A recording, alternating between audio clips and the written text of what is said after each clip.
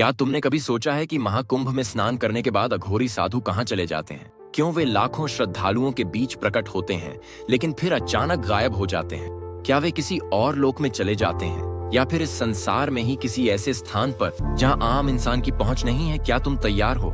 दोस्तों, वीडियो को लाइक करके बने रहे हमारे साथ इस वीडियो में। कुंभ का रहस्य। महाकुंभ का मेला अपने चरम पर था।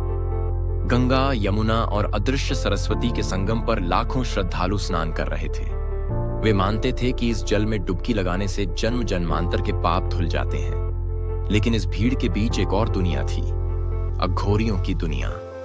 लोगों के बीच चर्चा थी कि अघोरी साधु महाकुंभ के दौरान प्रकट होते हैं, लेकिन जैसे ही स्नान समाप्त होता है वे लापता हो जाते हैं। कोई नहीं जानता कि वे कहां जाते हैं। इसी रहस्य को जानने के लिए विवेक नाम का एक युवक प्रयागराज पहुंचा। वह एक खोजी पत्रकार था और उसे रहस्यमयी चीजों को उजागर करने का शौक था। लेकिन उसे अंदाजा नहीं था कि यह खोज उसकी जिंदगी बदल देगी या शायद खत्म कर देगी। वह अघोरी साधु। रात का समय था। मेला क्षेत्र में शोरगुल कम हो गया था। विवेक अकेले गंगा किनारे बैठा था कि अचानक उसकी नजर एक अघोरी साधु पर पड़ी।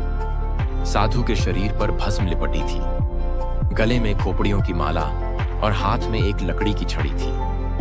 उसकी आंखें चमक रही थीं, जैसे वह मन की बातें पढ़ सकता हो। तू यहां क्यों आया है? साधु ने गहरी आवाज में पूछा। विवेक घबरा गया, लेकिन खुद को संभालते हुए बोला, मैं जानना चाहता हूं कि आप लोग स्नान के बाद कहां जाते हैं। अघोरी साधु हल्का सा मुस्कुराया। हर बात जानने के लिए कीमत चुकानी पड़ती है। क्या तू तैयार है? विवेक को कुछ समझ नहीं आया, लेकिन जिज्ञासा इतनी प्रबल थी कि उसने सिर हिला दिया।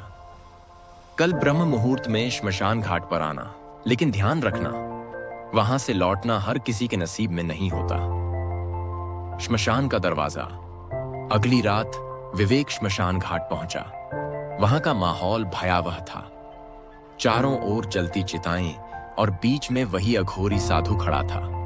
अब तेरी यात्रा शुरू होती है, लेकिन इससे पहले तेरे भीतर का डर मरना चाहिए। अचानक साधु ने अपने कमंडल से एक काला द्रव्य निकाला और विवेक को पीने के लिए दिया। विवेक झिझका। अगर तुझे सच्चाई जाननी है तो इसे पीना ही होगा। विवेक ने हिम्मत जुटाई और उस काले द्रव्य को गले से नीचे उतार लिया। और फिर अंधेरा छा गया। दूसरा संसार। जब विवेक की आंखें खुली तो वह किसी और ही जगह था। यह एक विशाल गुफा थी। चारों ओर जलते हुए दिए थे और बीच में कई अघोरी साधु ध्यान में बैठे थे। यह कहां है? विवेक ने अघोरी से पूछा। साधु ने कहा, यह वह स्थान है जहां केवल वही पहुंचते हैं जो इस संसार की सच्चाई को सहन कर सकते हैं। विवेक ने चारों ओर देखा। वहां कई साधु बैठे थे और उनके बीच में एक सिंहासन जैसा कुछ था। उस पर एक वृद्ध अघोरी बैठा था। तो तुम जानना चाहते हो कि महाकुंभ के बाद हम कहां जाते हैं? विवेक ने सिर हिलाया। वृद्ध अघोरी मुस्कुराया। हम वहां जाते हैं जहां यह संसार समाप्त होता है और एक नया संसार जन्म लेता है। अंतिम रहस्य। विवेक की सांसें तेज हो गईं। यह क्या मतलब है? महाकुंभ केवल स्नान का पर्व नहीं है। यह एक दरवाजा है, एक द्वार जो हमें दूसरे लोकों तक ले जाता है। दूसरे लोकों तक? हाँ, कुछ अघोरी इस संसार से आगे बढ़ जाते हैं। वे ऐसे स्थान पर जाते हैं जहां समय और मृत्यु का कोई अस्तित्व नहीं। लेकिन वहां क्या होता है, यह वही जान सकता है जो वहां जाने के लिए तैयार हो। अचानक वह वृद्ध अघोरी उठा और एक और इशारा किया। वहां एक गहरी सुरंग थी। तुझे जाना है? विवेक के पैर कांपने लगे। अगर गया तो वापस नहीं लौट पाएगा। विवेक सोच में पड़ गया। क्या उसे जाना चाहिए? क्या उसे इस रहस्य से पर्दा उठाना चाहिए? रहस्य का खुलासा। लेकिन तभी अचानक एक जोरदार आवाज आई। चारों ओर अंधेरा छा गया और जब विवेक ने आंखें खोली तो वह दोबारा गंगा किनारे पड़ा हुआ था। वही महाकुंभ, वही भीड़, लेकिन अब वह अकेला था। क्या यह सपना था? उसने खुद से पूछा।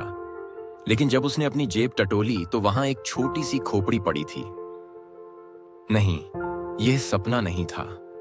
उसकी आंखों में डर और जिज्ञासा दोनों थे। तो क्या सच में अघोरी महाकुंभ के बाद किसी दूसरे लोक में चले जाते हैं?